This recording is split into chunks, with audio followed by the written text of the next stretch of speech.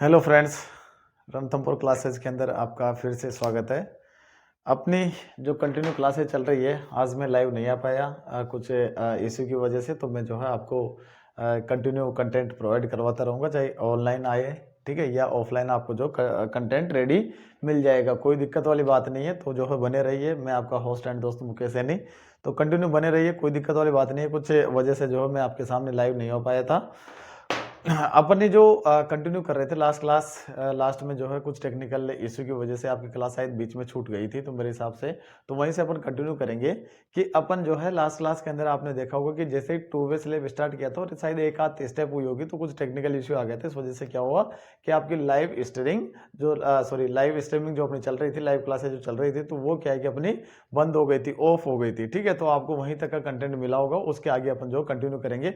यानी कि अगर मैं बात करता हूँ तो आज अपन टू वे स्लेब जो स्टार्ट किया था, तो टू वे स्लेब को अपन अभी से कंटिन्यू करेंगे। यानी टू वे स्लेब जो है अपन दोबारा से पूरा कंटिन्यू करेंगे। कोई आपको टेंशन लेने की जरूरत नहीं है कि सर ने जो है कल की क्लास आधे बीच में छोड़ दी और आज पता नहीं कहाँ से पढ़ाएंगे, तो ऐसा कोई इशू नहीं है। अपन जहाँ पे थे वहीं से स्टार्ट करेंगे और टू वे स्लेब को आज मैं जो है आपके सामने दोबारा से जो है बता दूंगा कि टू वे स्लेब अपना होता क्या है। चलो ठीक है, बात करते हैं अपन टू वे स्लेब की। टू वे स्लेब, ठीक है।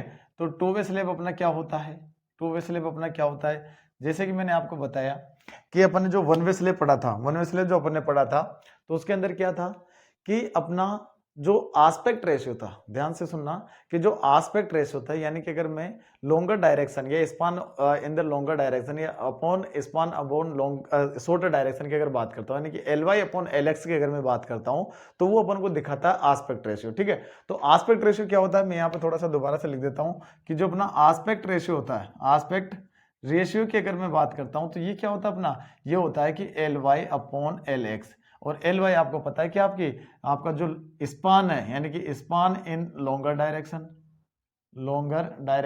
ठीक है। और एल एक्स अपना क्या है, ये है आपका स्पान इन शॉर्टर डायरेक्शन, ठीक है, डायरेक्शन।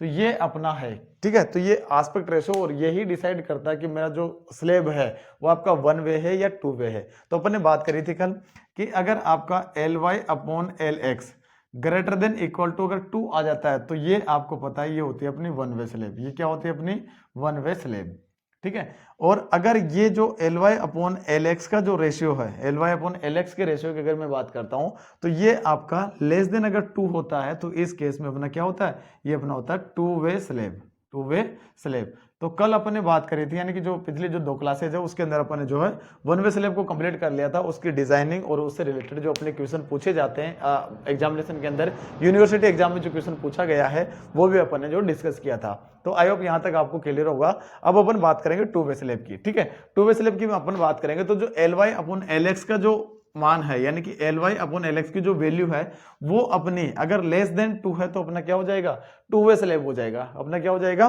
टू वे स्लेब हो जाएगा। तो आपको ये चीज तो पता हो गई होगी कि अपनी जो है L Y upon L X is less than अगर 2 है, तो अपना क्या हो जाएगा, ये आपका हो जाएगा टू वे स्लेब। ये चीज आपको क्लियर होनी चाहिए। अब बात करते हैं कि जब अपन इसकी डिजाइनिंग करते हैं, ठीक है, अपन जो है डिजाइनिंग करते हैं, तो आपको एक चीज बता दूं कि टू वे स्लेब का मतलब होता है कि जब भी आपका कोई स्पान है, तो इसमें जैसे कि अपन ने देखा था कि जो आपका अगर वन वे स्लेब की बात करें तो उसमें यहीं पे, यानी कि एक ही स्पान के एलोंग आपका क्या था, रेनफोर्समेंट डला हुआ था। लेकिन इसके अंदर क्या है कि आपका दोनों स्पान के एलोंग आपका क्या रेनफोर्समेंट प्रोवाइड होता है। तो ये अपना क्या होता है, टू वे स्लेब होता है। यानी कि अगर मैं बात करता हूं कि इसके अंदर आपका रेनफोर्समेंट यूं भी लगा रहेगा और इसके अंदर रेनफोर्समेंट यूं भी ही रहेगा, तो ये अपना क्या होता है, ये अपना होता है टू वे स्लेब। ये अपना क्या होता है, टू वे स्लेब। और ये डिपेंड करता है कि आपके जो कॉर्नर्स होते हैं, ठीक है, इनके अंदर जो मूवमेंट जो जनरेट होगा, जब अपन मूवमेंट कैलकुलेट करेंगे आगे, तो मूवमेंट अपना क्या कहता है कि ये जो अपना जो मूवमेंट जनरेट होता है, ये आपका जो कॉर्नर्स होते हैं, इन कॉर्नर्स के ऊपर डिपेंड करता है कि आपके कॉर्नर्स फ्री टू लिफ्ट है या फिर जो आपका हेड डाउन है, इसके ऊपर डिपेंड करेगा। उसकी जो अपन बात करेंगे जैसे जैसे अपन जो डिजाइन स्टेप्स आगे करते रहेंगे, तो उसकी भी अपन बात करेंगे आगे। तो अब अगर मैं बात करता हूं कि जब मैंने को ये चीज तो पता चल गई कि जब मेरा आस्पेक्ट रेशियो अगर आस्पेक्ट रेशियो मेरा जो है लेस देन 2 होता है, तो मेरे को क्या होता है, टू वे स्लेब होता है। क्या होता है, टू वे स्लेब होता है। तो यहां से ये आस्पेक्ट रेशियो की अपन ने बात करी। अब मैं बात करता हूं कि ये आस्पेक्ट रेशियो में लिख देता हूं कि अपनी टू वे स्लेब कब होगी, और टू वे स्लेब अपना होगा कि जब मेरा L Y upon L X अगर लेस देन 2 है देन अपना क्या हो जाएगा, 2 वे स्लेब होगा, 2 वे स्लेब। ये कंडीशन तो अपनी बनती है, ये कंडीशन तो अपनी बन गई कि जब अपना क्या होगा, 2 वे स्लेब होगा। तो 2 वे स्लेब की अगर डिजाइनिंग की मैं बात करता हूँ कि जो आपकी डिजाइन स्टेप्स होती है, तो कौन कौन से स्टेप्स में अपन इसको डिजाइन करते हैं, तो यहां से मैं लिख देता हूँ design steps of 2 way slab. ठीक है, TWS मैंने इसको लिख दिया है, 2 वे स्लेब, समझ जाना आप, TWS यानी कि 2 वे स्लेब मैंने यहाँ पे इसको लिखा है। तो अब अपन को पता है कि जब अपन स्टेप बाय स्टेप अगर इसकी जो है डिजाइन करते हैं, तो अपन ने ये चीज तो पहले निकाल ली कि अपना जो है स्टेप अगर फर्स्ट की मैं बात करता हूँ, तो यहाँ से मेरा स्टेप नंबर फर्स्ट क्या होगा कि स्टेप फर्स्ट मेरा कहता है, स्टेप फर्स्ट मेरा क्या कहता है कि मेरे को नहीं पता है, अगर क्वेश्चन आपको दे दिया जाए, स्पान आपको दे दिया, longer span and shorter span अगर आपको दे दिया है, तो उस कंडीशन में मेरे को सबसे पहले ये पता करना है कि मेरा जो स्लेब होगा वो 1 वे है या 2 वे है, अपन को अभी तक नहीं पता है। तो मैं बात करता हूं कि जब फर्स्ट स्टेप की कि जो अपना Ly अपॉन Lx, वैसे कंडीशन मैंने यहाँ पे लिख दिया क्योंकि अपन बात कर रहे हैं 2 वे स्लेब की, तो Ly upon Lx is less than 2 होगा, देन अपन को क्या करना पड़ेगा, 2 वे स्लेब की डिजाइन करनी पड़ेगी, 2 वे स्लेब की मैं डिजाइन करूंगा। अब जब मेरे को 2 वे स्लेब की डिजाइन करने के लिए यानी कि पता चल गया है कि 2 वे स्लेब मेरे को डिजाइन करनी है, तो अब मैं कौन कौन से इसके एलिमेंट्स है जिसको मेरे को फाइंड आउट करना है। ठीक है, कौन कौन से एलिमेंट्स है जिनको मेरे को फाइंड आउट करना है। क्वेश्चन के अंदर आपको दिया हुआ लोड भी दे सकता है, मूवमेंट दे सकता है, और आपको जो स्पान दे सकता है कि इतना स्पान है और उसके लिए आपको जो डिजाइन करना है। इस तरीके के क्वेश्चन आपसे पूछे जाते हैं अक्सर। तो अगर सेकंड स्टेप की मैं बात करता हूं, ध्यान से देखते हुए चलना और स्टेप बाय स्टेप चलना है, आपको कहीं भी इधर उधर भटकना नहीं है, कहीं भी इधर उधर नहीं भटकना है, बिल्कुल एकदम स्टेप बाय स्टेप आपको वर्क करना है। तो सेकंड स्टेप अपन ने जो जैसे कि 1 वे स्लेब अपन पढ़ रहे थे, तो उस स्लेब के अंदर अपन क्या देख रहे थे कि अपन ने क्या निकाला था, उसका इफेक्टिव डेप्थ कैलकुलेट करी थी।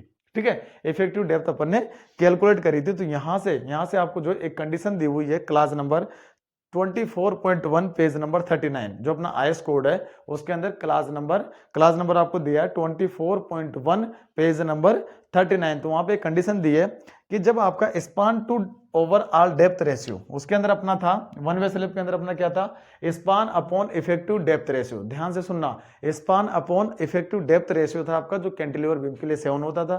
ठीक है, सिंपली सपोर्टेड के लिए 20 था और कॉन्टिन्यूस बीम के लिए अपना 26 होता था। और ये क्वेश्चन आपसे ऑब्जेक्टिव जो आप किसी भी टाइप का अगर कॉम्पिटिटिव एग्जाम देते हो तो उसके अंदर स्पान अपॉन डेप्थ रेशियो पूछा जा सकता है।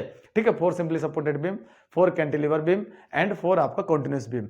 ठीक है, अगर बात करते हैं अपन 2 वे स्लेब की, तो 2 वे स्लेब के अंदर जो स्पान अपॉन डेप्थ का जो रेशियो होता है, स्पान अपॉन डेप्थ, और इसके अंदर डेप्थ कौन सी लेंगे अपन इसके अंदर लेंगे ओवरऑल डेप्थ। तो यहां से आप ध्यान देंगे कि दूसरा स्टेप अपना क्या हो जाएगा, स्पान, अपना दूसरा स्टेप क्या हो जाएगा, स्पान टू ओवरऑल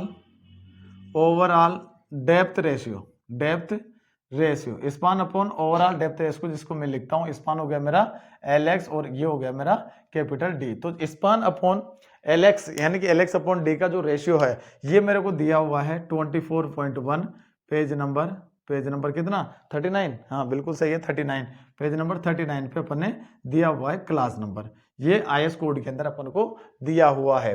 तो Lx अपॉन D जो कोड मेरा रिकमेंड करता है, तो यहाँ पे लिखा हुआ है कि for 2 way slab of shorter span up to 3.5 metre with mild steel reinforcement, ध्यान देना विद माइल्ड स्टील रेनफोर्समेंट अगर आपको दिया हुआ है और स्पान आपका जो अप टू 3.5 मीटर है, 3.5 मीटर तक है up to mild steel reinforcement, the span to overall depth ratio given below may generally be assumed to satisfy vertical deflection limits for loading जो है deflection limits for loading class up to 3 kilo newton पर metre square. ये condition दी हुई है कि अगर आपका स्पान 3.5 मीटर तक है और आपका जो लोड है यानी कि जो वर्टिकल लोड या लिमिटिंग जो लोड लग रहा है आपका डिफ्लेक्शन के लिए, वो लोड आपका 3 किलो न्यूटन पर मीटर स्क्वायर का है, तो उस कंडीशन के लिए मेरे को यहाँ पे स्पान अपॉन डेप्थ का जो दिया हुआ है, क्या स्पान अपॉन ओवरऑल डेप्थ का जो रेशियो दिया है वो दिया है सिंपली सपोर्टेड बीम के लिए। अगर मैं सिंपली सपोर्टेड स्लेब, ठीक है, सिंपली सपोर्टेड स्लेब की अगर मैं बात करता हूं तो उसके लिए जो ये अपन को जो रेशियो दिया है वो आपको दिया है 35, कितना दिया है 35, यानी कि स्पान अपॉन ओवरऑल डेप्थ का रेशियो, ध्यान देना इस चीज का। और अगर मैं बात करता हूं कॉन्टिन्यूस बीम की, कॉन्टिन्यूस बीम के कंटिन्यूस स्लैब के, सॉरी बीम बार बार आ रहा है क्योंकि अपन जो है अभी बीम का जो काफी लंबा चौड़ा अपना जो चैप्टर चला था, तो उसके अंदर बीम ही अपन कर रहे थे, इसलिए जो बार बार बीम का नाम आ रहा है तो आप यहाँ पे स्लैब लिखेंगे। तो कंटिन्यूस स्लैब की अगर मैं बात करता हूँ तो यहाँ पे जो स्पान अपन ओवरऑल डेप्थ जो रेशियो होता है वो आपका हो जाता है 40, वो हो जाता है 40। तो यहां से मेरे को एक चीज पता चल रही है कि Lx upon D is equal to मेरा अगर 35 है, कब, जब मेरा सिंपली सपोर्टेड स्लैब दिया हुआ है। अगर Lx upon capital D is equal to 40 है, कब, जब अपना कॉन्टिन्यूस स्लैब दिया हुआ है। तो मेरे को एक चीज तो पता चल जाती है कि जब मैं Lx upon D is equal to 35 रखता हूं तो Lx मेरे को गिवन है, तो यहां से मैं निकाल सकता हूं डी, निकाल सकता हूं कि नहीं निकाल सकता। तो यानी कि यहां से मेरी क्या कैलकुलेट हो गई है, मैंने यहां से कैलकुलेट कर लिया है ओवरऑल डेप्थ। क्या कैलकुलेट कर लिया है, ओवरऑल डेप्थ। ये चीज को आप ध्यान रखना है। तो अब यहां से अब इसके अंदर क्या है कि अगर आपका ये तो कंडीशन कब तक है, यानी कि अगर जो ये वैल्यू दी हुई है ये कहां तक है ये आपके, तो इसके अंदर आप यहाँ कंडीशन लिख सकते हैं। वैसे कोड के अंदर दिया हुआ है तो कंडीशन लिख सकते हैं कि आपका जो स्पान है, स्पान क्या है आपका, अप टू 3.5 मीटर तक होना चाहिए, 3.5 मीटर तक का स्पान होना चाहिए। और जो आपका लोड या मूवमेंट है, या लोड की अगर मैं बात करता हूं तो लोड आपका क्या होगा, 3 किलो न्यूटन पर मीटर स्क्वायर तक का होना चाहिए, तब कंडीशन आपकी ये होती है। अगर लोड बढ़ जाता है, स्पान आपका बढ़ जाता है, तो उस केस में अपन जो इसको बढ़ा देते हैं। और वो कितना बढ़ा देते हैं, तो आपका कह रहा है कि फॉर हाई स्ट्रेंथ डिफॉर्म्ड बार, अगर आप HYSD बार यूज करते हो, ये और ये इसके अंदर यहाँ पे एक कंडीशन और थी कि ये अपना किसके लिए था, ये था माइल्ड स्टील के लिए। ध्यान से सुनते हुए चलना और जो है एक एक बात को नोट करते हुए चलना। तो माइल्ड स्टील के लिए अपन को दिया हुआ था, और माइल्ड स्टील आपको पता है कौन सा होता है, माइल्ड स्टील मेरा होता है Fe250। अगर आपको हाई यील्ड स्ट्रेंथ जो बार होती है, यानी कि HYSD बार की अगर मैं बात करता हूं, तो उस केस में मेरा क्या होता है कि इसी के अंदर आपका लिखा हुआ है कि for high strength deformed bar of grade Fe415 and values the values given above should be multiply by 0.8। अगर आपका HYSD बार अगर दिया हुआ है तो उस कंडीशन में जो ये वैल्यू दी हुई है इसको मैं क्या कर देता हूं, 0.8 से मल्टीप्लाई कर देता हूं। ये अपन को कंडीशन दी हुई है, ये अपन को क्या दी हुई है, कंडीशन दी हुई है कि अगर आपको माइल्ड स्टील दे दिया जाए, 3.5 मीटर तक आपका स्पान है, 3 किलो न्यूटन पर मीटर स्क्वायर तक अगर लोडिंग लग रही है, तो उस केस में आप Lx upon D, capital D आपका जो 35 for simply supported slab and 40 is equal to किसके लिए, आपका कंटिन्यूस स्लैब के लिए। ये आपको रख देना है। लेकिन अगर ये आपका HYSD बार अगर आ जाता है, यानी कि Fe415 है, उससे अबोव की अगर अपन बार यूज करते हैं,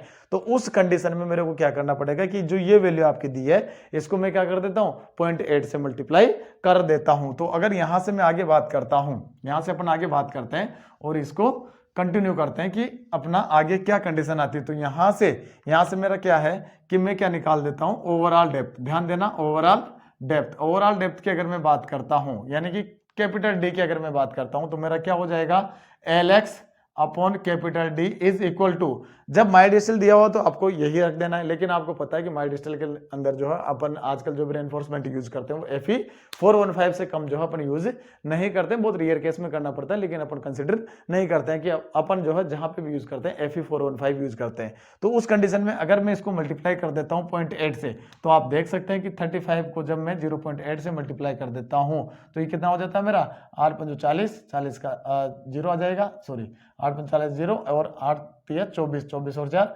28, यानी कि मेरा कितना आ जाता है 28। तो 28 मेरा ये आ जाता है। तो यहां से अगर मैं बात करता हूं कि Lx अपॉन डी अपना कितना हो जाएगा 28, ठीक है। 28 किसके लिए, आपका सिंपली सपोर्टेड स्लैब के लिए। कब, जब आप Fe415 या और एबोव, इससे एबोव की जब आप स्टील यूज कर रहे हो, तो उस कंडीशन में आपकी ये चीज आ जाती है। अब आगे बात करता हूं कि ये तो हो गई बात सिंपली सपोर्टेड की।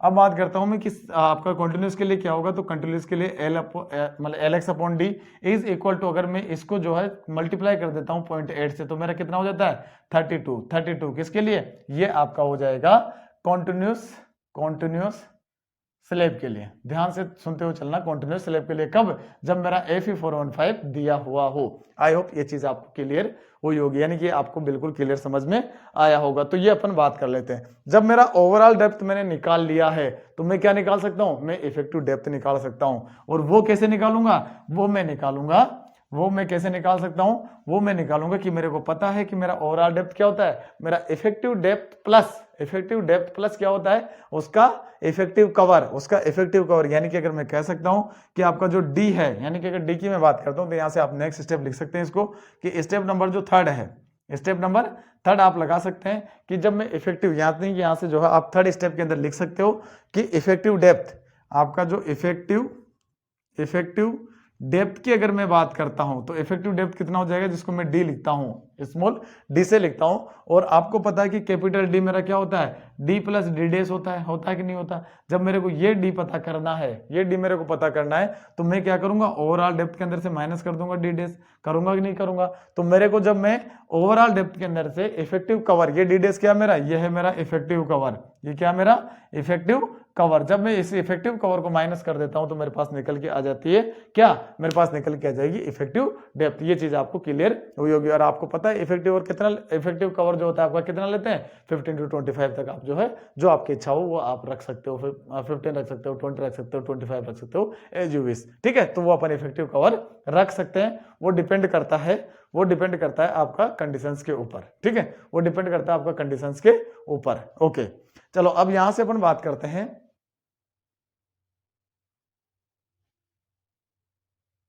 ठीक है, यहां से अगर मैं बात करता हूं, यहां से सॉरी,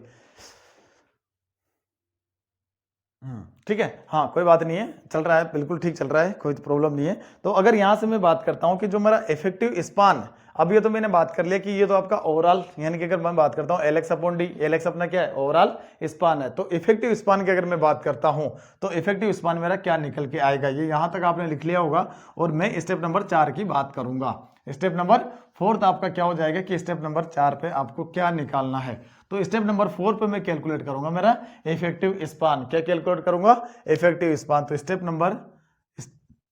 नंबर 4 तो हो जाएगा मेरा कि मेरे को निकालना है इफेक्टिव स्पान। इफेक्टिव स्पान की अगर मैं बात करता हूं तो इफेक्टिव स्पान मेरा क्या होता है, आपको पता है कि ये मैंने लिखा था LEX, इसको अपन ने लिखा था LEX। और इसके लिए कंडीशन क्या रखी थी कि आपका जो LX दिया हुआ है उसके अंदर या तो डी ऐड कर देंगे, या LX अगर आपको दिया हो तो उसके अंदर बी ऐड कर देंगे। दोनों में से जो कम आएगी, दोनों में से जो कम वैल्यू आएगी, विच एवर इज लेस, जो दोनों में से जो कम वैल्यू आएगी उसको मैं यहाँ पे उठा के रख दूंगा, उसको मैं यहाँ पे उठा के रख दूंगा। तो मेरे को क्या निकल के आ जाएगा, वो मेरा निकल के आ जाएगा इफेक्टिव स्पान। ये आपको ये चीज क्लियर हुई होगी कि मेरा जो है LEX के अंदर बात करता हूं। तो अगर मैं बात करता हूं LEY की, तो LEY भी मेरा वही हो जाएगा कि LY प्लस बी, ठीक है, या LY प्लस डी, दोनों में से जो आपका जो लेस होगा तो उसको मैं क्या रख देता हूं, मेरा वो हो जाता है इफेक्टिव स्पान। ये चीज आपको समझ में आ गई होगी। जब इफेक्टिव स्पान मेरे पास में आ गया है तो अब मैं क्या करूंगा नेक्स्ट, जब मेरे को लोड दिया हुआ तो मैं लोड का कैलकुलेशन करूंगा। अगर मोमेंट दिया हुआ है तो मैं क्या करूंगा, डायरेक्ट मैं निकाल दूंगा मोमेंट। ठीक है, अगर मोमेंट नहीं दिया हुआ तो अपन क्या करेंगे, पहले लोड दिया हुआ तो लोड का कैलकुलेशन करेंगे। तो लोड जब मैं कैलकुलेट करता हूं, ठीक है, ध्यान से सुनना कि जब मैं लोड कैलकुलेट करता हूं तो मेरे को सारी कंडीशंस पता होनी चाहिए। तो इस जो मेरा जो स्टेप है, तो स्टेप नंबर 5 मेरा क्या कहता है, लोड का कैलकुलेशन। ठीक है, लोड का कैलकुलेशन। तो लोड कैलकुलेशन के अंदर क्या होगा, यहां से मैं लिखूंगा लोड कैलकुलेशन की अगर मैं बात करता हूं तो इसको मैं लिखता हूं W से। किससे लिखता हूं, W से। और लोड मेरा क्या होता है, वही आपका dead load plus live load plus self weight plus flooring load. ये चीज जो है यहां पर भी आएगी, यानी कि ये मेरा क्या होता है, ये मेरा लोड होता है। अब लोड तो मैंने कैलकुलेट कर दिया, इसके बाद में मैं नेक्स्ट स्टेप क्या करूंगा, स्टेप नंबर 6 पे जब लोड मैंने कैलकुलेट कर दिया तो मैं साथ के साथ क्या निकाल लूंगा, डिजाइन लोड भी कैलकुलेट कर लूंगा। डिजाइन लोड, ठीक है, डिजाइन लोड, या पहले मोमेंट कैलकुलेट करके आप डिजाइन मोमेंट निकाल सकते हो, कोई दिक्कत वाली बात नहीं है। ठीक है, वो आपके ऊपर डिपेंड करता है कि आप किस तरीके से सोल्व करना चाह रहे हो। तो इसको मैं जो है WD लिख देता हूं और यहाँ पे हो जाता है मेरा 1.5 इंटू W। ठीक है, 1.5 इंटू W, और ये निकल के आ गया मेरे पास में लोड। अब लोड के बाद में बात करते हैं अपन मोमेंट की। ठीक है, तो मोमेंट यहाँ पे आपने डिजाइन लोड निकाल लिया, बहुत अच्छी बात है, क्योंकि आपका जो कोड है वो रिकमेंड करता है कि आप जो भी मोमेंट निकालो वो डिजाइन लोड के कोरेस्पोंडिंग ही निकालो। ठीक है, तो जब मैंने डिजाइन लोड निकाल लिया है तो मैं क्या करूंगा, आगे मैं कैलकुलेट करूंगा मोमेंट। ठीक है, मैं किसका कैलकुलेशन करूंगा, मोमेंट का। तो स्टेप नंबर अगर मैं 7th की मैं बात करता हूं, 7th की अगर मैं बात करता हूं तो मेरा हो जाएगा मोमेंट का कैलकुलेशन। ठीक है, तो मोमेंट कैलकुलेशन यानी कि MU की अगर मैं बात करता हूं, ठीक है, MU आपका एक तो x डायरेक्शन में निकलेगा, एक आपका निकलेगा MU किसके अंदर, y डायरेक्शन के अंदर, दोनों के अंदर आपका निकलने वाला है। तो अपन ने देखा था कि जब अपन वन वे स्लेब डिजाइन कर रहे थे या जो है आपका बीम डिजाइन कर रहे थे सिंगली या डबली, तो उसके अंदर अपन मोमेंट कैसे निकाल रहे थे, सिंपली सपोर्टेड के लिए अपन ने सीधा फॉर्मूला उठा के रख दिया था WLE²/8, ठीक है, सीधा अपन ने फॉर्मूला रखा था। लेकिन यहाँ पे ऐसा नहीं है, ऐसा यहाँ पर नहीं है। तो अब अगर मैं बात करता हूं कि मेरा कैसे निकलेगा, तो अपना जो कोड है, तो कोड के अंदर आपको एक क्लास दिया हुआ है और क्लास आपका क्या है D1.1, ठीक है, ये आपका क्लास दिया हुआ है, क्लास नंबर D1.1 और पेज नंबर आप लिख सकते हैं 90, ठीक है, पेज नंबर आपका कितना है, पेज नंबर दिया हुआ है 90। तो यहाँ पे ये क्लास आपको दिया हुआ है और वहां पे आपको जो है mx एंड my के लिए एक फॉर्मूला गिवन है, mx एंड my के लिए फॉर्मूला गिवन है। वो फॉर्मूला क्या है, यहाँ पे मैंने कोड लिख दिया है, तो मैं फॉर्मूला थोड़ा सा ऊपर लिख देता हूं, कोई प्रॉब्लम नहीं है। तो यहां से आप जो है इस फॉर्मूले को लिख सकते हैं, ये अपना कोड के अंदर गिवन है, बाकी आपको याद भी होना चाहिए। तो ये क्या हो जाता है मेरा कि mx अगर x डायरेक्शन, तो मैंने u लिखा है तो कि अल्टीमेट अपन पहले जो है डिजाइन के अकॉर्डिंग अल्टीमेट ही निकलेगा। तो यहां से आप लिख सकते हो इसको mu x डायरेक्शन में, ठीक है, mu x की अगर मैं बात करता हूं तो यहां से आपका हो जाता है अल्फा x, ठीक है, ध्यान देना, alpha x into WD into LEX का, जो आपका LEX का स्क्वायर, ये फॉर्मूला अपन को गिवन है। और MUY की अगर मैं बात करता हूं तो यहां से मेरा क्या हो जाएगा, वही alpha y into WD into यहां पर आपका जो है LEX स्क्वायर ही आएगा। तो ये दोनों फॉर्मूले अपन को कहा, ये अपन को गिवन है कोड के अंदर। कोड में कहां दिए हुए हैं, तो कोड के अंदर आप ध्यान रखें कि class number D1.1 page number 90 पे मेरे को ये चीज गिवन है। अब बात आती है कि जो ये अल्फा एक्स अपन को पता है WD अपन कैलकुलेट कर चुके हैं, ठीक है, दोनों WD अपन ने कैलकुलेट कर लिया, LEX में कैलकुलेट कर चुका हूं, LX में मैंने कैलकुलेट कर लिया। अब अपने पास में नहीं है तो क्या नहीं है, एक तो मेरे पास में अल्फा एक्स नहीं है, एक मेरे पास में अल्फा वाई नहीं है, इसकी वैल्यू कहां से लाएंगे, ये थोड़ा सा जो है यहाँ पे पेज खा जाता है अपना क्वेश्चन कि ये कहां से लाएंगे। तो इसके लिए आपको बिल्कुल टेंशन लेने की जरूरत नहीं है। कोड रिकमेंड करता है अपन को table number 26 and 27, table number 26 and 27 recommend करता है कि वहां से आपको जो alpha x and alpha Y की वैल्यू रख देनी है। लेकिन कंडीशन यह है कि मैं कब टेबल 6 जो है 26 यूज करूं और कब 27 यूज करूं, ये कंडीशन आपके सामने हो जाती है कि मेरे को कब कब यूज करना है। तो देख याद रखना, जो है अपना स्टेप नंबर 7 कंप्लीट हो गया और 7 को अपन अभी कर रहे हैं, ठीक है, 7 को अभी अपन कर रहे हैं, कंप्लीट नहीं हुआ है, इसको अपन कर रहे हैं। तो यहां से जो अब अपना जो स्टेप आएगा, क्योंकि स्टेप अपन भूल जाते हैं सर कि कितने स्टेप अपन ने कर लिए हैं, ठीक है, तो यहाँ पे मैं थोड़ा सा मार्क कर देता हूं ताकि अपन भूले नहीं। तो ये कंडीशन अपन को क्या दिखाता है, ये कंडीशन यानी कि अल्फा एक्स और अल्फा वाई अपन को कब लेना है। तो इसके लिए आपको कंडीशन दी है कि जो आपका पेज नंबर 91 है, कोड का पेज नंबर 91 है, वहां पे जो कंडीशन दी हुई है एंड कंडीशंस, क्या जो आपका स्लेब है उसकी एंड कंडीशन दी हुई है। एंड का मतलब उसके जो आखिरी छोर है, ठीक है, आखिरी जो उसका हिस्सा है, एंड की एंड जो आपका उसका है, तो वहां पे आपकी एंड कंडीशन दी हुई है। तो and condition of corner, conditions of corners की मैं बात करता हूं, कॉर्नर्स की मैं बात करता हूं। तो ये आपको कहां दिया हुआ है, ये दिया हुआ है पेज नंबर 91 पे, पेज नंबर 91 पे, क्योंकि मेरे पास में दो टेबल है, एक तो है टेबल नंबर 26, एक मेरे पास में टेबल नंबर 27।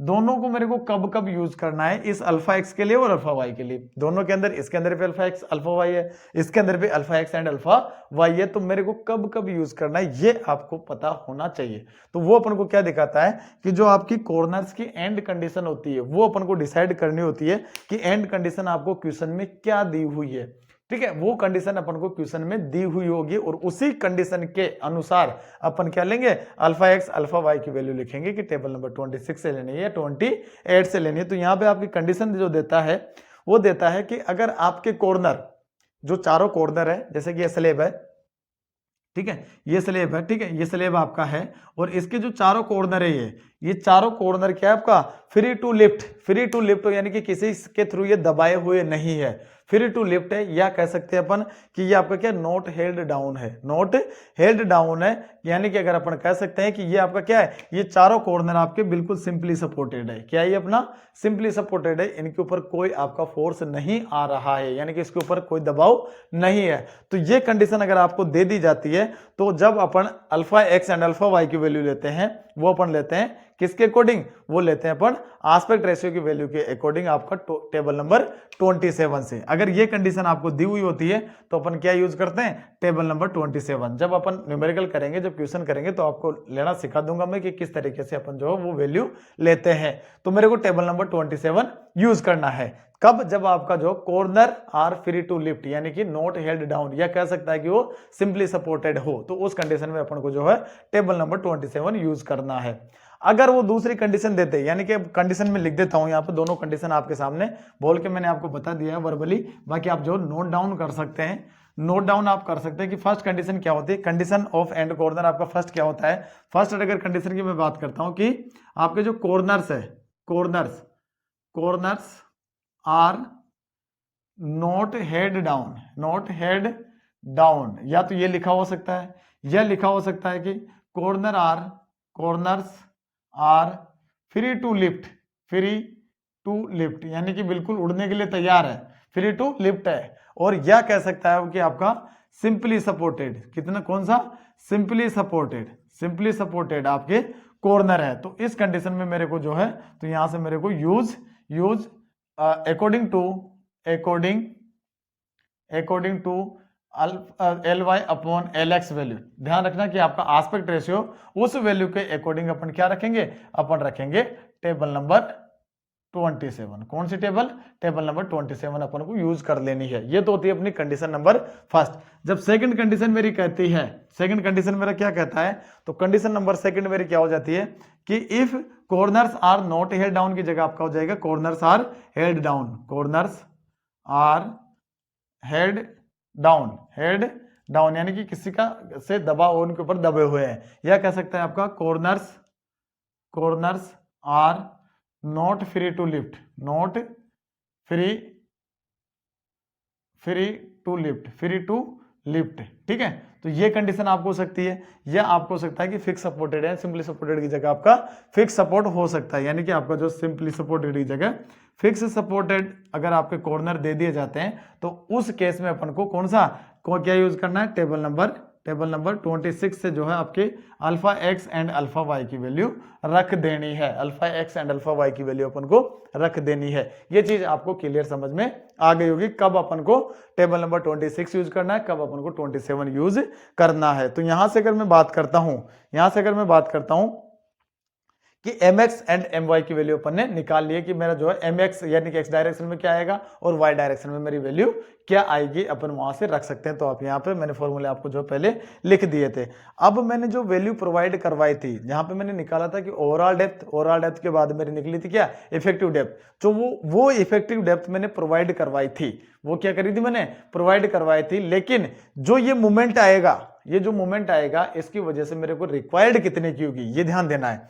तो रिक्वायर्ड की अगर मैं बात करता हूं तो मेरा नेक्स्ट स्टेप हो जाएगा, नेक्स्ट स्टेप मेरा क्या हो जाएगा, तो अगला स्टेप अपना होगा स्टेप नंबर 8 कि मेरे को जो है डी रिक्वायर्ड क्या होगा। यानी कि अगर मैं बात करता हूं कि डी रिक्वायर्ड मेरे को क्या होगा, तो यहां से अपन स्टेप नंबर 8 की अगर मैं बात करता हूं तो मेरा क्या निकल के आ जाएगा, डी रिक्वायर्ड। और आपको पता है डी रिक्वायर्ड में कैसे निकालता हूं, मैं कर देता हूं equating the MU and M limiting. जो M लिमिटिंग यानी कि MU इन x डायरेक्शन है, MU इन y डायरेक्शन के अंदर जो आपका निकल के आया है उसको मैं बराबर रख देता हूं, किसके, मैं रख देता हूं M लिमिटिंग के बराबर। तो यहां से मेरे को पता है कि मेरा MUX जो होगा, MUX जो मैंने लिखा है वो बराबर हो जाएगा मेरा MU लिमिटिंग के बराबर हो जाता है। तो उस केस में मेरे को पता है कि MU x direction is equal to MU limiting का आपका क्या फॉर्मूला होता है, 0.36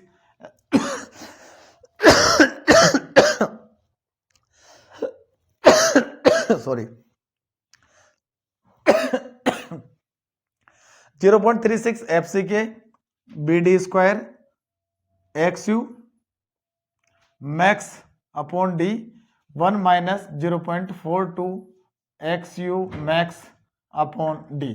ये मेरा फॉर्मूला है। जब मैं यहाँ पे आपको पता है, और यहाँ पे भी आपको क्या रखना है, B is equal to unit रखना है 1, ठीक है। 1 मीटर के लिए हम हमेशा डिजाइन करते हैं तो 1 की जगह 1 मीटर का जो है यहाँ पे आप लिख सकते हैं 1000 mm, ठीक है। 1000 mm के लिए मैं डिजाइन हमेशा करता हूं। तो यहां से मेरा क्या जाएगा, यहां से मेरा निकल के आ जाएगा डी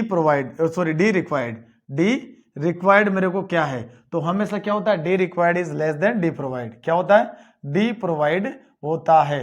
तो अगर ये मेरी कंडीशन आ जाती है देन मेरा क्या है, डिजाइन इज ओके। डिजाइन क्या है मेरा, ओके है। यहां तक मेरा क्या हो रहा है, डिजाइन सेफ हो रहा है। जब डिजाइन मेरा सेफ हो जाता है तो उस केस में मैं क्या करता हूं, उस केस में मैं कर देता हूं कि मेरे को एरिया ऑफ स्टील निकालना है कि एरिया ऑफ स्टील मेरा क्या आएगा, एरिया ऑफ स्टील मेरा क्या आएगा। तो एरिया ऑफ स्टील के लिए अपन को क्या करना पड़ता है कि अपन क्या करते हैं, अब यहाँ पे अपन को x direction and y direction दोनों के अंदर क्या करना है, दोनों के अंदर अपन को निकालना है एरिया ऑफ स्टील। तो एरिया ऑफ स्टील निकालने के लिए मैं यहाँ पे जो है लिख देता हूं कि आपका क्या हो जाएगा, स्टेप नंबर 9। तो यहां से अगर मैं बात करता हूं तो area of steel in x direction, area of steel in x direction, x direction की अगर मैं बात करता हूं निकल जाएगा A S T in x direction is equal to M U, कौन सा एम यू, एक्स डायरेक्शन वाला, ठीक है, एक्स डायरेक्शन वाला एम यू जो आपने मूवमेंट निकाला था upon 0.87 F Y D 1 minus 0.42 X U max upon D. बिल्कुल ये फॉर्मूला आपको रट देना है, जहां पर भी अगर आपको दिक्कत हो निकालने की तो आपको एरिया ऑफ स्टील ऐसे कैलकुलेट करना है। चलो अब हम बात करेंगे आगे। अगर मैं बात करता हूं कि मैंने एरिया ऑफ स्टील अगर निकाल लिया है तो अब अपन क्या निकालेंगे, स्पेसिंग निकालेंगे कि मेरा स्पेसिंग क्या आएगा।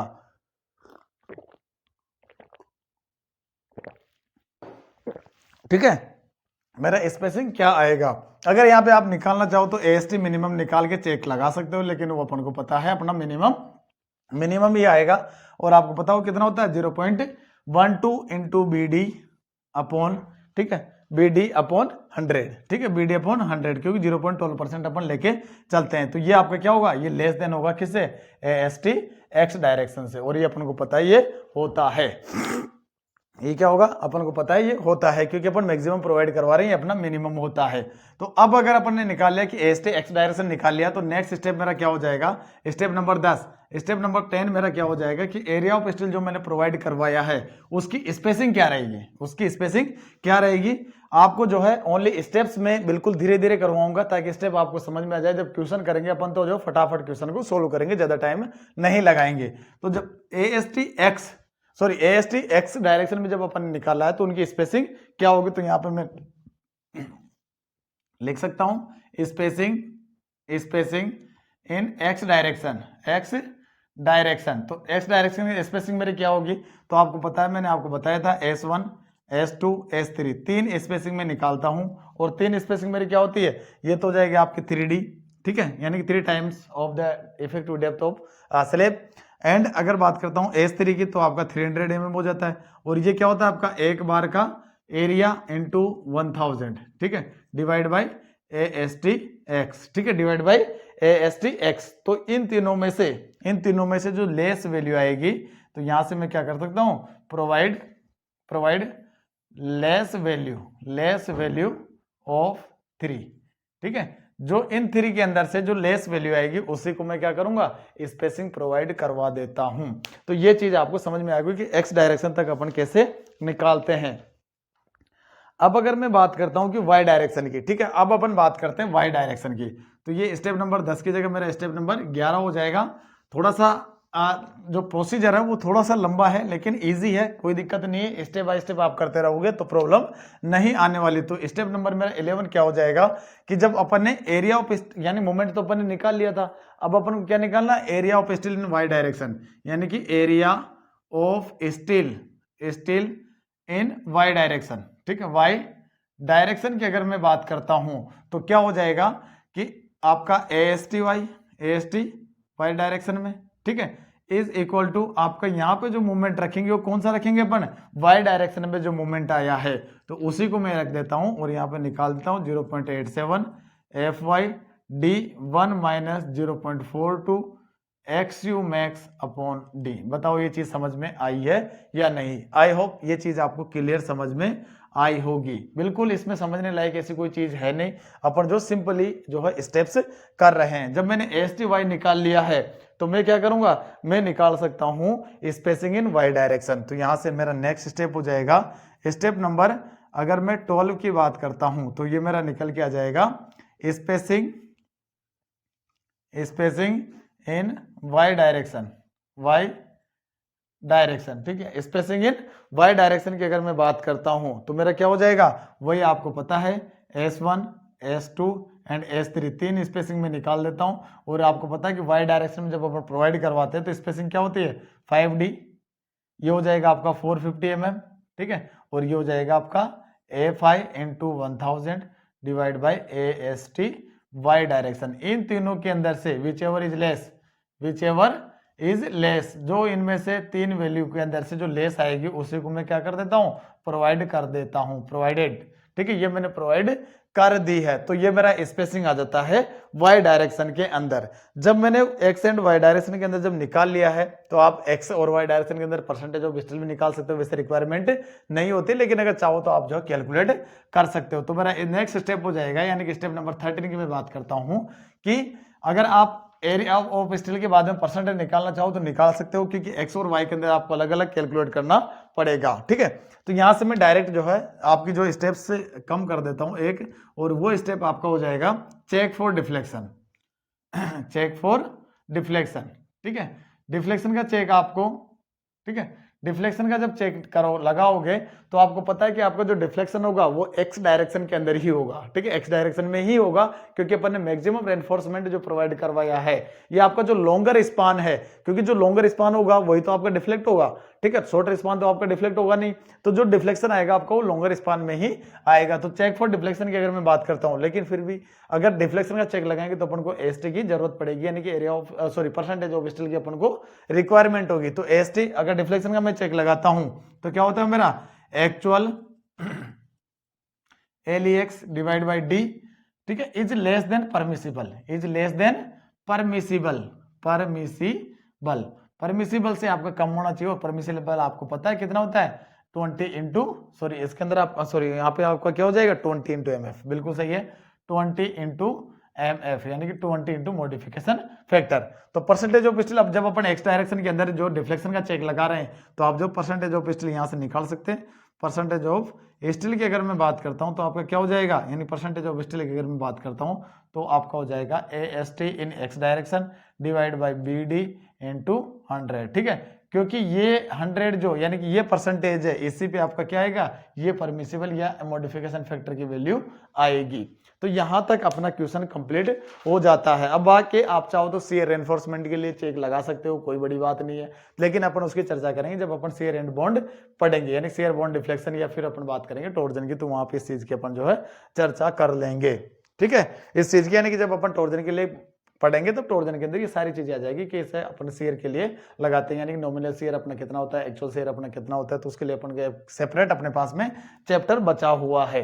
तो यहां तक अपनी डिजाइन स्टेप्स कंप्लीट होती है, यानी कि अगर मैं बात करूँ 13, यानी 13 आपके स्टेप्स के अंदर जो है 2 वे स्लैब कंप्लीट हो जाता है। चलो फटाफट से एक क्वेश्चन कर लेते हैं इसका, उसके बाद में आगे बढ़ते हैं। तो क्वेश्चन आपका क्या कहता है, क्वेश्चन यह मैं अब मिटा देता हूं क्योंकि मेरे को नहीं पता कि 2 वे स्लैब है या 1 वे स्लैब है। तो मेरा क्वेश्चन क्या कहता है, क्वेश्चन मेरा कहता है, और ये क्वेश्चन आपका जो है R2 एग्जाम 2017-18 दोनों बार पूछा गया है, इंपॉर्टेंट क्वेश्चन है एग्जामिनेशन के अंदर। यानी कि अगर मैं बात करता हूं R2 का जो एग्जाम है 2017 के अंदर भी ये क्वेश्चन आया है, ठीक है, और 2018 के अंदर भी ये क्वेश्चन पूछा गया है। तो ध्यान देना इस चीज का, इंपॉर्टेंट क्वेश्चन है। और क्वेश्चन क्या कहता है, डिजाइन ए रेनफोर्स स्लैब, यानी कि डिजाइन ए, क्वेश्चन आपका क्या है, क्वेश्चन आपका कहता है कि design a reinforce concrete slab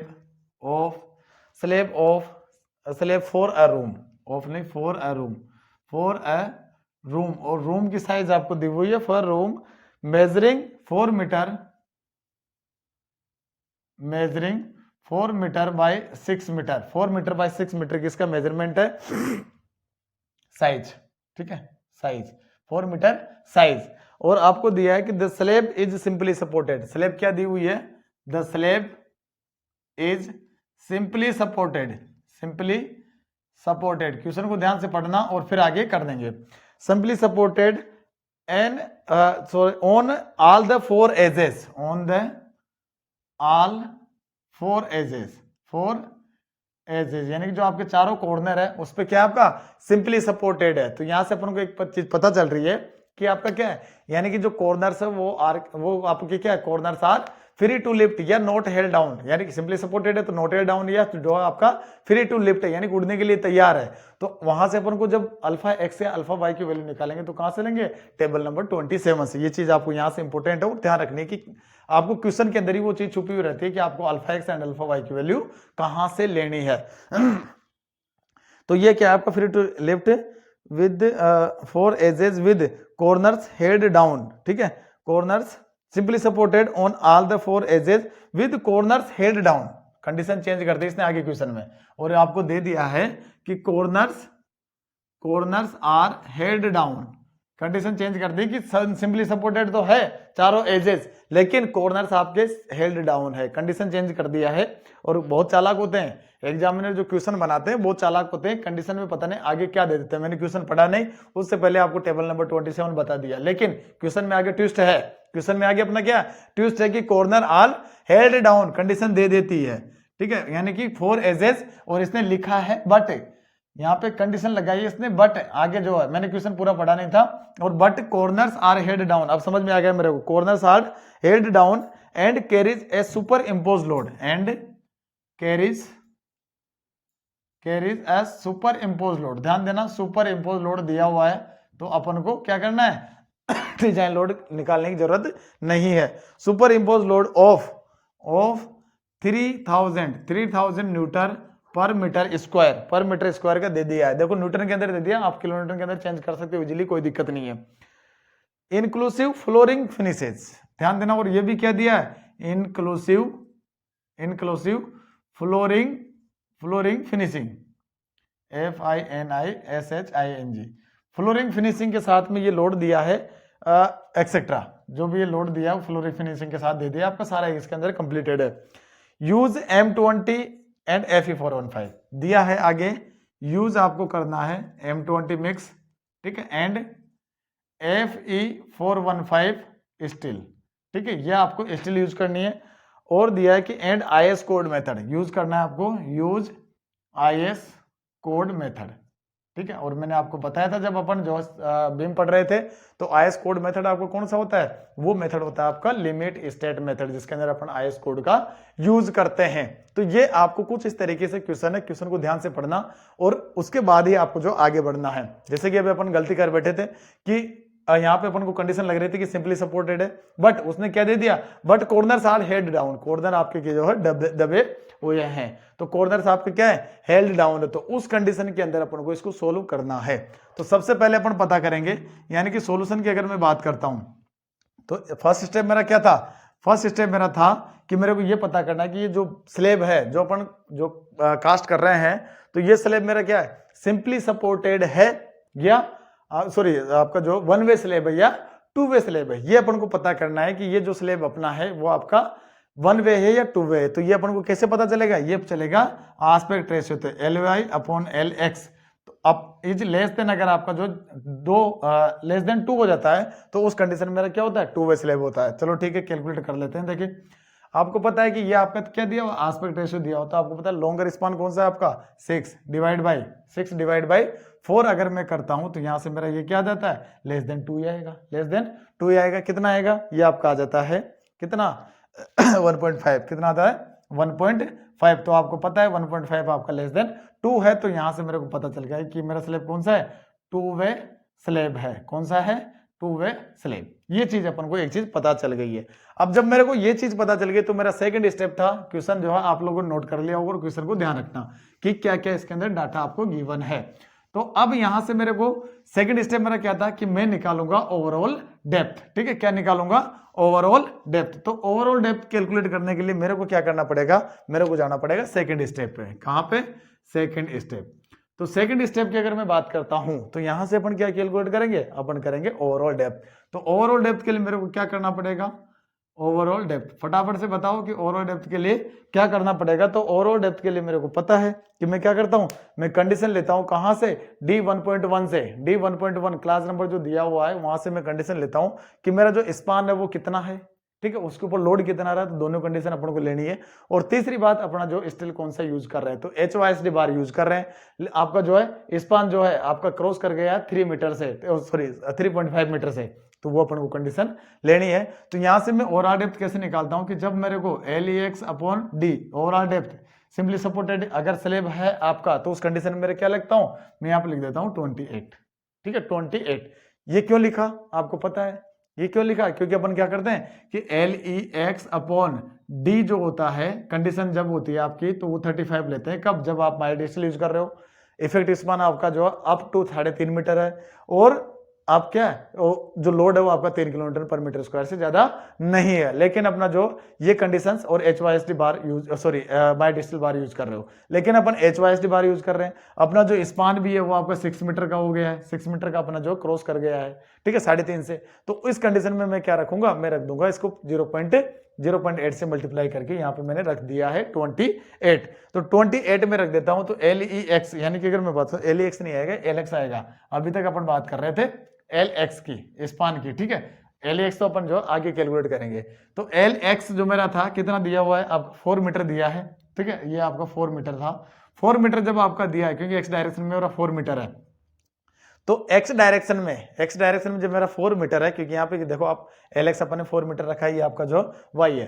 तो 4 मीटर जब आपको दिया है, यानी कि 4 इंटू 10⁻³ डिवाइड बाई डी, ठीक है, डी मेरे को कैलकुलेट करना, और इसको रख दिया मैंने 28 के बराबर। जब मैं डी इज इक्वल टू, यानी कि डी इज इक्वल टू निकालता हूं, तो मेरा क्या हो जाता है 4 इंटू 10⁻³ डिवाइड बाई 28। तो यहां से मैं जो है डेप्थ कैलकुलेट, ओवरऑल डेप्थ निकाल लेता हूं। ये मेरी निकल के आती है 142 पॉइंट समथिंग, ठीक है 142 पॉइंट समथिंग। तो 142.85 mm मेरी निकल के आई है। 142 कितना आया है 85 mm। ये मैंने तो कैलकुलेट करी है, आप जो है इसको एक बार कैलकुलेट करके देख लेना। तो जब मेरी ओवरऑल डेप्थ आ गई है, तो मेरा नेक्स्ट स्टेप क्या था, मेरा नेक्स्ट स्टेप था कि मेरे को क्या निकालना है, मेरे को निकालना है इफेक्टिव डेप्थ। यानी कि इफेक्टिव डेप्थ की अगर मैं बात करता हूं, इफेक्टिव डेप्थ, बिल्कुल क्वेश्चन को डायरेक्ट सोल्व करते हुए चलना है जैसा अपन ने स्टेप्स लिखी थी। तो इफेक्टिव डेप्थ मेरा डी क्या हो जाएगा, तो कैपिटल डी के अंदर से मैं स्मॉल डी डैश माइनस कर दूंगा, तो मेरा क्या हो जाएगा 142.85 में से मैं माइनस कर देता हूं, और मैंने यहाँ पे कवर प्रोवाइड करवाया है 25 mm का, ठीक है 25 mm। तो यहाँ पे आप लिख सकते हो D is equal to 25 mm, ठीक है। एज्यूम, क्योंकि एज्यूम सुटेबल डाटा, डिजाइन आप कर रहे हो, आप 20 भी ले सकते हो, कोई दिक्कत नहीं है। तो 142.5 माइनस कर दिया मैंने 25, तो ये मेरा निकल के आ गया लगभग 127 mm। कितना 127 mm में राउंड फिगर के अंदर इसको रख दिया है, 127 मैंने इसको रख दिया है राउंड फिगर के अंदर, ताकि जो कैलकुलेशन में अपन को आगे इजी रहे। जब मैंने निकाल लिया इफेक्टिव डेप्थ, तो यहां से मेरा क्या स्टेप नंबर 4 आ जाएगा कि मेरा इफेक्टिव स्पान क्या होगा, इफेक्टिव स्पान क्या होगा। तो इफेक्टिव स्पान की मैं बात करता हूं, तो क्या हो जाएगा स्टेप नंबर 4 मेरा होगा इफेक्टिव स्पान इन एक्स डायरेक्शन, एक तो एक्स डायरेक्शन, ठीक है। एक्स डायरेक्शन में क्या हो जाएगा, तो LAX की अगर मैं बात करता हूं, तो मेरा क्या हो जाएगा LX प्लस डी की अगर मैं बात करता हूं, डी प्रोवाइड, ठीक है, हाँ ये हो गया ना डी प्रोवाइड इफेक्टिव डेप्थ, ये डी प्रोवाइड ही होगा मेरा, बिल्कुल सही है, ये डी प्रोवाइड ही होगा क्योंकि अपन यही प्रोवाइड करवा रहे। तो LAX प्लस डी, तो LX मेरा क्या हो जाएगा, LX तो दिया हुआ था मेरा 4 मीटर दिया था, ठीक है दिया था, तो 4 को मैं mm में चेंज कर लेता हूं, प्लस डी डेस मेरा दिया 127। तो जब मैं इसको कैलकुलेट करता हूं, तो 4127 आपकी जो है आ जाती है निकल के, ठीक है। अगर मीटर में निकला चाहो तो आप यहाँ पे लिख सकते हो 4.127 मीटर, ठीक है।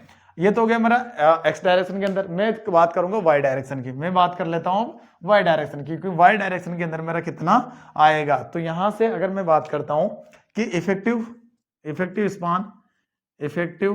स्पान इन वाई डायरेक्शन की अगर मैं बात करता हूं, वाई डायरेक्शन की मैं बात करता हूं, तो यहां से मेरा क्या आ जाएगा LEY is equal to LY plus D, वही होगा आपका। तो LY मेरा क्या है 6000 प्लस में हो जाएगा मेरा 6127 इज इक्वल टू 6127 यानी कि 6.127 मीटर निकल के आ गया मेरा y डायरेक्शन के अंदर। तो ये मेरा इफेक्टिव स्पान निकल के आ गया। तो नेक्स्ट स्टेप मेरा क्या हो जाता है, नेक्स्ट स्टेप फटाफट अपन लिखेंगे कि मैं लोड का कैलकुलेशन कर लूंगा। तो लोड आपको क्या है, गिवन है, लोड आपको क्या है, गिवन है, और वो कितना दिया हुआ है 3000 न्यूटन मीटर स्क्वायर, और वो कौन सा लोड दिया है, सुपर इम्पोज लोड। तो मेरे को डिजाइन लोड निकालने की जरूरत नहीं है। तो आपको पता है नेक्स्ट स्टेप मेरा क्या हो जाएगा, कितना स्टेप हो गया था, सेकंड थी थर्ड थी, ठीक है, हाँ 3 स्टेप 4 स्टेप अपना कंप्लीट हो गया। 5वां step, step number 5th, step number 5th मेरा क्या कह रहा है कि लोड का कैलकुलेशन क्या मैं कर सकता हूँ, डिजाइन लोड, डिजाइन लोड। तो ये मेरे को डायरेक्ट क्वेश्चन में गिवन है, इसलिए मैंने dead load, live load plus वगैरह वगैरह नहीं लिखा फ्लोरिंग लोड, क्योंकि वो मेरे को इंक्लूसिव दे दिया है कि फ्लोरिंग लोड भी उसके अंदर है, स्लोप जो आपका सेल्फ वेट भी उसके अंदर गिवन है। तो मेरा डिजाइन लोड यानी WD की मैं बात करता हूँ, तो ये मेरे को दिया है 3000 न्यूटन पर मीटर स्क्वायर, ठीक है, ये अपन को गिवन है। जब ये अपन को गिवन है तो मैं यहां से निकाल सकता हूं movement in both direction x and y में। तो नेक्स्ट स्टेप मेरा क्या हो जाएगा, स्टेप नंबर 6 मेरा हो जाएगा मूवमेंट का कैलकुलेशन, ठीक है, मूवमेंट का कैलकुलेशन, मूवमेंट कैलकुलेशन। तो मूवमेंट मेरा क्या कहता है, बोथ डायरेक्शन यानी कि movement calculation in both direction, both direction, कौन कौन सी डायरेक्शन अपने, x and y, x and y direction की मैं बात करता हूं। तो यहां से मैं लिखूंगा एक तो mx और एक लिखूंगा मैं my, और ये कौन सा mu, ठीक है, क्योंकि निकालेंगे अपन अल्टीमेट, क्योंकि यहाँ पे अपना डिजाइन लोड है, इसलिए मेरा जो है मोमेंट भी निकलेगा वो डिजाइन मोमेंट ही निकलेगा। अब अगर बात करता हूं कि जो मेरा MUX है, तो ये इसके लिए मेरे को एक फॉर्मूला गिवन था, क्या था, alpha x into WD into LEX का स्क्वायर। यहाँ पे मेरे को एक फॉर्मूला गिवन था, वो क्या था, alpha y into WD into LEY का स्क्वायर। ये फॉर्मूला मेरे को गिवन है, ये फॉर्मूला मेरे को गिवन है, और कोड के अंदर कहाँ दिया हुआ है, पेज नंबर 90 पे, पेज नंबर 90 पे। तो यहाँ से अब मेरे को alpha x and alpha Y की वैल्यू निकालनी है। तो सबसे पहले मैं क्या करूंगा, आपकी LEX अपॉन LEY का रेशियो निकालूंगा, क्योंकि ये मेरा एस्पेक्ट रेशियो बहुत ज्यादा जरूरी है, और ये कोड को जब अपन टेबल नंबर 26 या 27 यूज करेंगे तो उस जगह पे ये रेशियो जरूरी हो जाता है। तो ये रेशियो मेरा निकल के आता है, यानी कि 6.127 LEY अपॉन LEX होगा ना, LEY अपॉन LEX, तो ये जाएगा 6.127 अपॉन 4.127, तो ये निकल के आता है मेरा 1.87, कितना है 1.48, सॉरी 1.48 निकल के आता है जब मैंने इसको कैलकुलेट किया है। तो ये जो रेशियो है इसी के अकॉर्डिंग मैं लेता हूं alpha x and alpha Y की वैल्यू, कहां से, टेबल नंबर 26 से। कहां से लेता हूं, टेबल नंबर 26 से। तो alpha x and alpha y according to, लिख सकते हो आप, अकॉर्डिंग टू आस्पेक्ट रेशियो या effect of aspect ratio of effective span,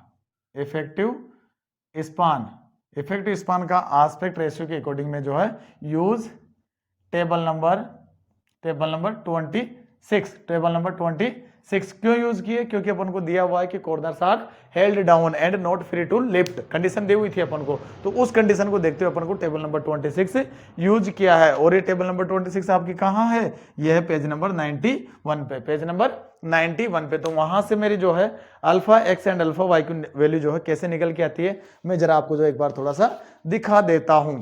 तो पेज नंबर जैसे 91 मैंने खोला, यहाँ पे कोड का, जब मैं कोड का पेज नंबर 91 खोलता हूं और यहाँ पे आपकी कुछ इस तरह की कंडीशंस दी हुई है, कुछ इस तरह की कंडीशंस आपको दी हुई है। ये टेबल नंबर 21 है एंड ये आपका टेबल नंबर 26 है और ये आपका 27 है। तो अगर आपका 27 तो कब, जब आपका सिंपली सपोर्टेड हो, 4 साइड्स आपकी, और क्या है आपका जो फ्री टू लिफ्ट हो, यानी फ्री टू लिफ्ट आपके कॉर्नर्स जो है फ्री टू लिफ्ट हो, तो उस कंडीशन में अपन डायरेक्ट रख देंगे।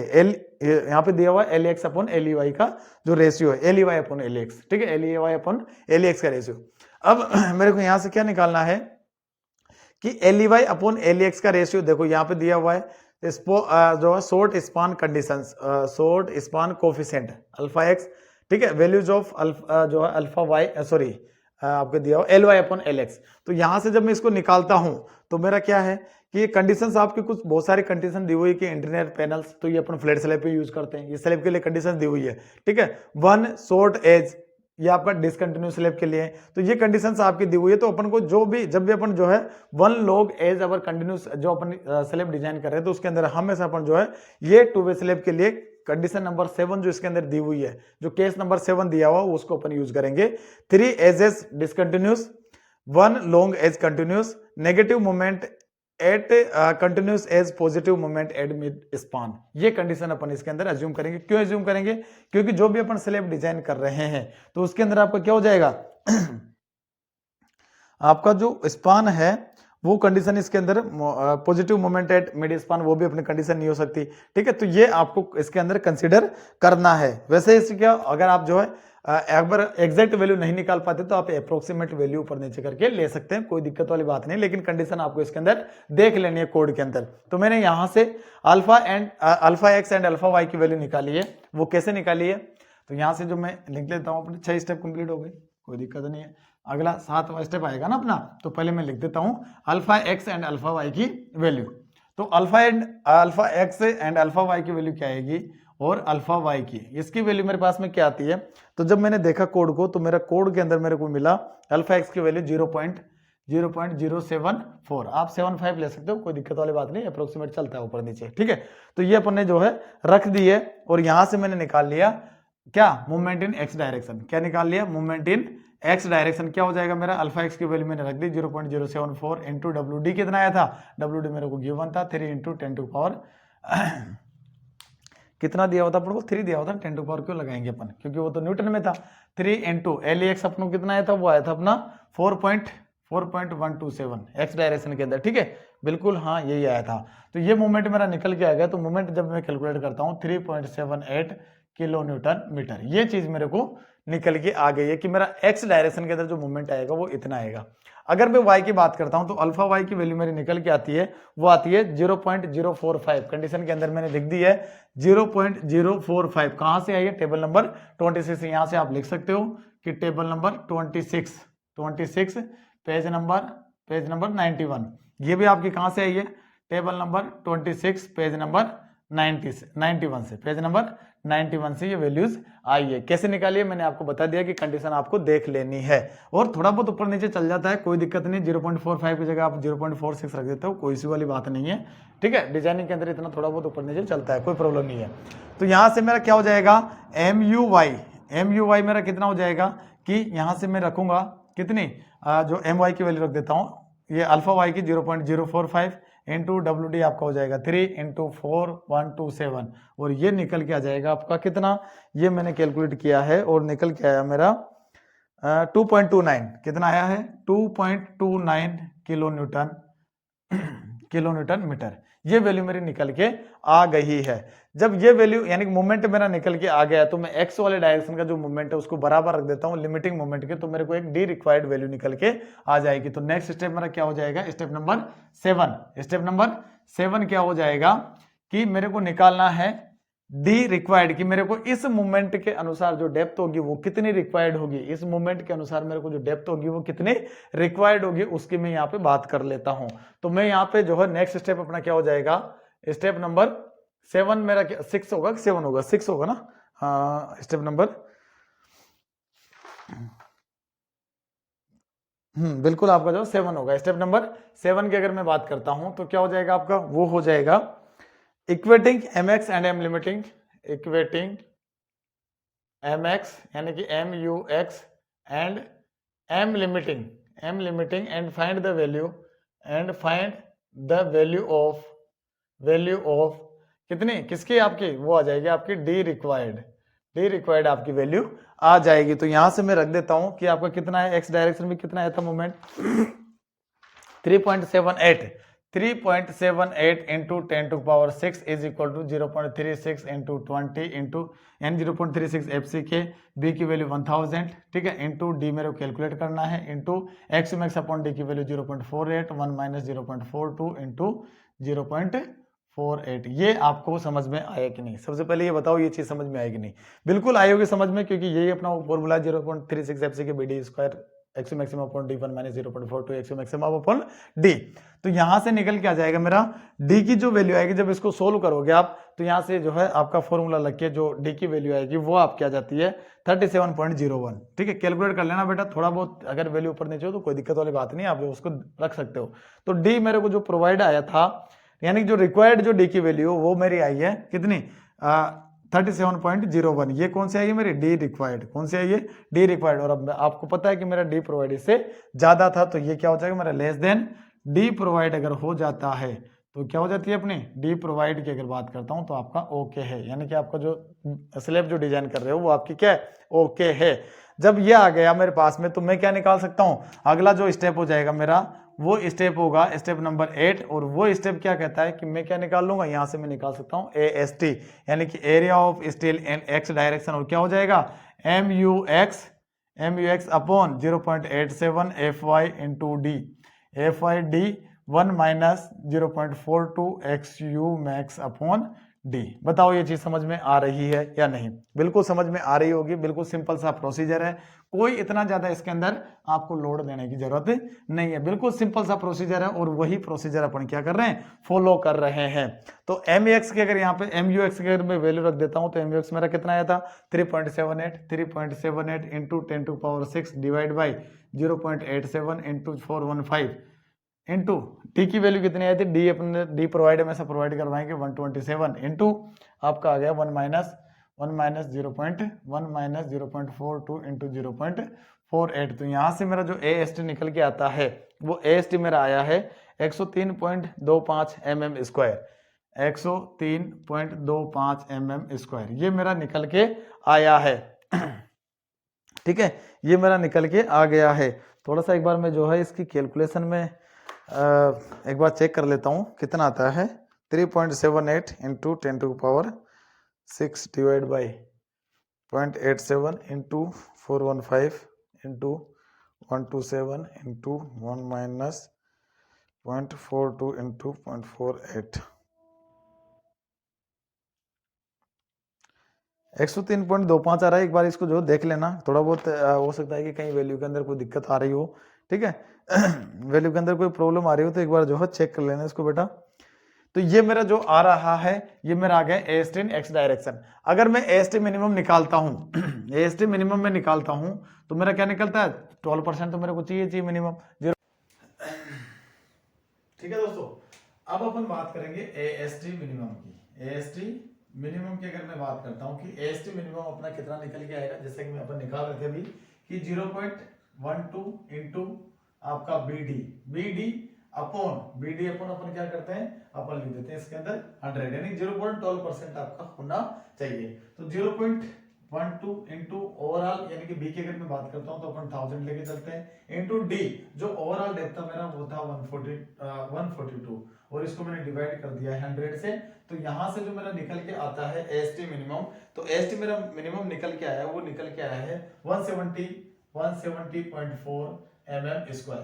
तो ध्यान देना अपना जो AST निकला था यानी कि AST इन एक्स डायरेक्शन में जो अपन ने निकाला था तो उसकी अगर मैं बात करता हूं तो वो अपना कितना निकल के आया था, वो आया था 103। तो यानी कि यहां से मेरी एक कंडीशन हो गई है कि मेरा जो AST जो मिनिमम है वो आपका ग्रेटर देन हो गया है AST से। तो इस कंडीशन में मेरे को क्या करना पड़ेगा कि मेरे को क्या करना पड़ेगा एटलीस्ट इतना रेनफोर्समेंट तो प्रोवाइड करवाना ही करवाना है, इतना रेनफोर्समेंट तो मेरे को प्रोवाइड करवाना ही करवाना है। तो ये चीज आप जो है ध्यान रखेंगे, ठीक है, ये चीज आप ध्यान रखेंगे कि मेरे को AST मिनिमम कितना प्रोवाइड करवाना है जो आपको यहाँ पे गिवन है। तो अब मैं बात करता हूं कि AST कितना अपन को ये प्रोवाइड करवाना है। तो अब इसमें जो अपन ने AST प्रोवाइड करवाया है तो इसकी स्पेसिंग क्या होगी, तो मेरा नेक्स्ट स्टेप क्या हो जाएगा, स्टेप नंबर अगर मैं 11 की बात करता हूं तो अपनी क्या हो जाएगी, अपना हो जाएगा स्पेसिंग इन एक्स डायरेक्शन। स्पेसिंग इन एक्स डायरेक्शन के अंदर कितनी स्पेसिंग मेरे को प्रोवाइड करवानी है। तो स्पेसिंग के लिए वही मैं S1, S2 एंड S3 तीन स्पेसिंग निकाल लेता हूं, S1, S2 and S3। S1 मेरे को पता है क्या होता है FI इंटू 1000 डिवाइड बाई 100 और S2 होता है आपका 3 इंटू डी और ये होता है आपका 300 mm। तो यहां से 3 इंटू डी कितना था मेरा 127 इज इक्वल टू ये, इसको जब मैं प्रोवाइड करवा देता हूं यहाँ पे अगर मैं 10 mm की अगर बार प्रोवाइड करवाता हूं तो उस कंडीशन में मैं क्या करूंगा, ये जो मेरा निकल के आएगा यानी कि जो मेरा एरिया है तो वो मेरा निकल के आ जाएगा, यानी FI की जो वैल्यू जाएगी π/4 इंटू 10 का स्क्वायर, π/4 इंटू 10 का स्क्वायर। तो ये स्पेसिंग मेरी आती है, ये तो आ जाएगी मेरी 460 ठीक है, 460 mm इसको mm, और ये हो जाएगी मेरी कितना आ गया, ये निकल के आया है मेरा, ये आया 381 mm, और ये निकल के आई है 300 mm। जो इन तीनों में से जो मिनिमम आएगा उसी को मैं स्पेसिंग प्रोवाइड करवा देता हूं। तो यहाँ पे आप लिख सकते हैं कि provide 10 mm 5 bars in x direction, और जो आपका कितना 300 mm centre to centre distance पे मैंने प्रोवाइड करवा दी है। अब जब मैंने निकाल दिया कि इतनी बार मैंने प्रोवाइड करवा दी है, तो मैं क्या निकाल लूंगा, मेरा अगला स्टेप जो होगा वो स्टेप क्या होगा कि मैं AST इन y डायरेक्शन निकालूंगा। क्या निकालेंगे, AST इन y डायरेक्शन। चलो ठीक है, फटाफट से निकाल लेते हैं कि AST y डायरेक्शन में क्या होगा। तो area of steel in y direction, next step क्या होगा मेरा, स्टेप नंबर अगर मैं 12 की बात करता हूं, ठीक है, कितना 11 लिखा था कि अपन ने यहाँ पे, वो गलत लिख दिया, वो 9 था अपना, ठीक है, उसको स्टेप नंबर 9 कर लेना, ये हो जाएगा आपका 10, ये हो जाएगा आपका 10। तो 10वां स्टेप मेरा क्या है कि AST, यानी कि AST इन y डायरेक्शन की अगर मैं बात करता हूं तो AST इन y डायरेक्शन मेरा क्या हो जाएगा, वही फॉर्मूला आपको लगाना है कि MU इन y direction upon 0.87 into FY 0.87 FY into D 1 minus 0.42 XU max upon D। ठीक है, ध्यान रखना, ये फॉर्मूला आपको याद होना चाहिए। तो AST इन y डायरेक्शन में कितना आया था मेरा, तो ये आ जाएगा मेरा MU कितना था 2.29 into 10 to power 6 divide by 0.87 into 415 into आपका हो जाएगा D कितना होगा 127 इंटू 1 माइनस 0.42 इंटू 0.48 जब करते हो तो ये निकल के आ जाता है आपका 62.55 mm स्क्वायर। ये आपका एरिया आ गया है।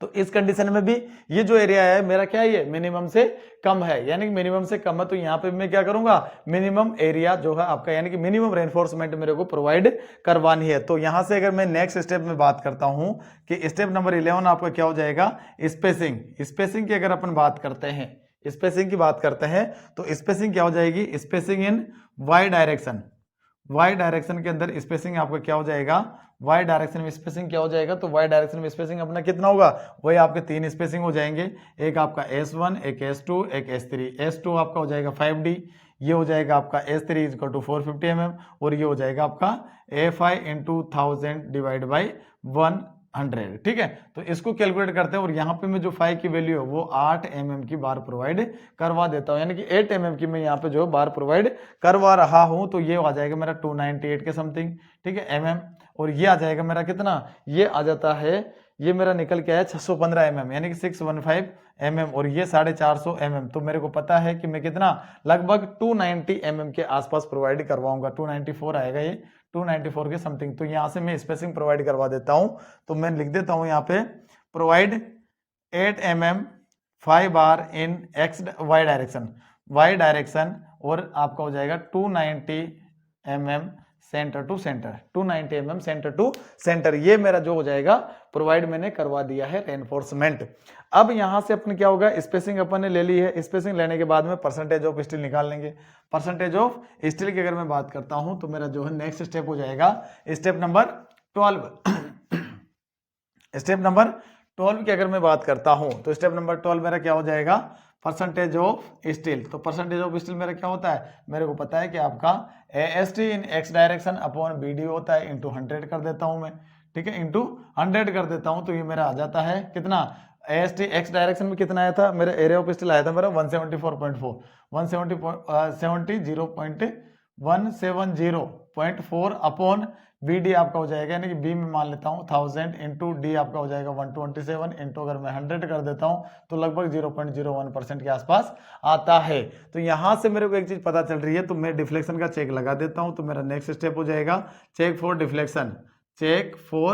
डिफ्लेक्शन, ठीक है, चेक फॉर डिफ्लेक्शन की अगर मैं बात करता हूँ तो ये क्या हो जाएगा मेरा, actual LEX upon D is less then permissible. और आपको पता है परमिसिबल कैसे निकालते हैं, ये होता है आपका 20 इंटू MF, और MF निकालने के लिए आपको पता है क्या, आपका परसेंटेज ऑफ स्टील यहाँ पे यूज होगा। ठीक है, तो यहाँ से अपन फटाफट जो कर लेते हैं, फटाफट जो निकाल लेते हैं वो अपना हो जाता है डिफ्लेक्शन के लिए चेक। तो डिफ्लेक्शन का चेक आप यहाँ से लगा सकते हैं। तो ये क्या होगा आपका, ये हमेशा जो है एक्चुअल जो होगा वो हमेशा परमिसिबल से ज्यादा आएगा।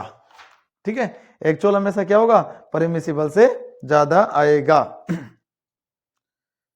ठीक है, तो ये actual is less then, sorry, actual आपका जो लेस देन परमिसिबल होगा, परमिसिबल जो होगा हमेशा एक्चुअल से ज्यादा आएगा। तो ये चीज आपको ध्यान रखनी है। और यहां से अपना क्या हो जाएगा, डिजाइन इज सेफ। इसके आगे आप जो है डिफ्लेक्शन का चेक लगाए तो आप जो है एक शेयर का चेक लगा सकते हैं कि शेयर एनफोर्समेंट मेरे को कैसे प्रोवाइड करवाना है। लेकिन आपको जो है जब अपन शेयर एनफोर्समेंट, शेयर टॉर्जन या जो शेयर बॉन्ड की अगर बात करेंगे तो वहां पे जो उसको अपन डिटेल से पढ़ेंगे। अभी आपको जो क्वेश्चन में इतना पूछा है और वो अपन ने कर दिया है, इतना पूछा हुआ है वो अपन ने कर दिया है। और ये क्वेश्चन आपका जो है 16 मार्क्स का पूछा गया है आरटीओ एग्जाम 2017 एंड 18 में, कंटिन्यू रिपीट हुआ है, कंटिन्यू रिपीट हुआ है। और हो सकता है कि साल भी आने के आपके आने के चांसेस है। ऐसा ही क्वेश्चन, एक क्वेश्चन और मैं आपको होमवर्क में देता हूं और वो क्वेश्चन आपको करने की कोशिश करना है। और वो क्वेश्चन आपको 2017 एग्जामिनेशन के अंदर पूछा गया है। अगर आपको नहीं आता है, अगर आप पहले ट्राई करना, कोशिश करने की, अगर नहीं होता है तो उस केस के अंदर आप जो मेरे को कमेंट बॉक्स के अंदर लिख के बताना कि आपसे क्वेश्चन हुआ है या नहीं हुआ है। अगर नहीं हुआ होगा तो अपन जो उसको यहाँ पे सोल्व करेंगे, ध्यान देना इस चीज को। तो क्वेश्चन आपका क्या कहता है, क्वेश्चन नंबर सेकंड मेरा जो कहता है आरटीओ एग्जाम 2017 में पूछा है और 8+4 ऐसे कुछ मार्क्स दिया हुआ उसके अंदर, 8+4 मार्क्स का आपका क्वेश्चन है। और क्वेश्चन अपन को क्या कह रहा है, देखो ध्यान से सुनो क्वेश्चन को, मैं लिख देता हूं। Determine and provide, determine and provide, ध्यान देना क्वेश्चन को मैं फटाफट लिखता हूं कि determine and provide the main reinforcement, the main reinforcement in x and y direction, y direction, ध्यान देना इस चीज को। मेन रेनफोर्समेंट प्रोवाइड करवाया x and y direction for the following, for the following two way slab, two way slab के अंदर आपको जो प्रोवाइड करवाना है, फॉलोइंग टू वे स्लैब, यानी कि अपन को दे दिया है कि टू वे स्लैब आपको डिजाइन करनी है।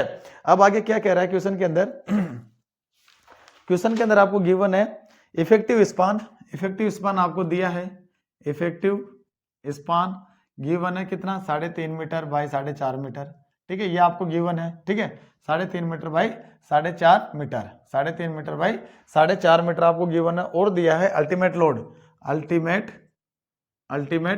लोड की मैं बात करता हूं जिसको मैं लिखता हूं WD से, और वो दिया आपको 12 किलो न्यूटन पर मीटर स्क्वायर, 12 किलो न्यूटन पर metre square, including of self weight, inclusive self weight. ठीक है, सेल्फ वेट इसके अंदर इंक्लूडेड है। और दिया है आपको यूज M20 दिया है, M25 दिया है, M20। ठीक है, M20 एंड Fe415 स्टील। ठीक है, स्टील आपको यूज करना है। और यहां से आगे दिया है गिव द, इसमें एक जो ये 4 नंबर का मामला है वो क्या है कि give the reinforcement detail in plan and cross section के अंदर आपको रेनफोर्समेंट की डिटेल भी प्रोवाइड करवानी है। और इसके लिए आपको क्या करना पड़ेगा, लास्ट में जो आपने डिजाइन की है, जो रेनफोर्समेंट आपने प्रोवाइड करवाया है, उसको आप जो है डायग्राम के माध्यम से, यानी डायग्राम के थ्रू आपको जो है ड्रॉ करना है। तो उसके आपको 4 नंबर अलग से मिलेंगे, डिजाइनिंग के आपके 8 नंबर है। इस तरीके का क्वेश्चन आपका पूछा गया है। इस क्वेश्चन को आप करने की कोशिश करना। अगर फिर भी नहीं आता है तो उसको जो है मेरे को कमेंट बॉक्स में लिख के जरूर बताना कि सर हमसे नहीं हुआ है। ठीक है, तो अपन इसको वापस दोबारा से सोल्व कर लेंगे। तो आज की क्लास के अंदर इतना ही, अगली क्लास में फिर मिलते हैं अपन। ठीक है, तब तक के लिए थैंक यू सो मच।